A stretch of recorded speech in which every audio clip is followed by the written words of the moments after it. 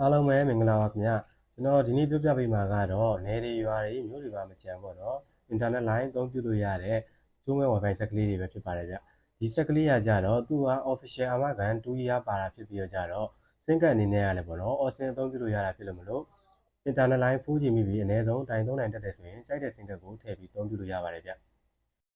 မိုင်တဲမီနီဘက်ပေါ့နော် line 3သီးတန်း wifi ကတ်တွေကိုထည့်သွင်းပြီးတော့အသုံးပြုလို့ရတဲ့အပြင်မှာအတန်ပါဝါ flexinet လိုမျိုးပေါ့နော် line 3သီးတန်း wifi ကတ်တွေနဲ့လည်းထည့်သွင်းပြီးတော့အသုံးပြုလို့ရပါတယ်ဗျ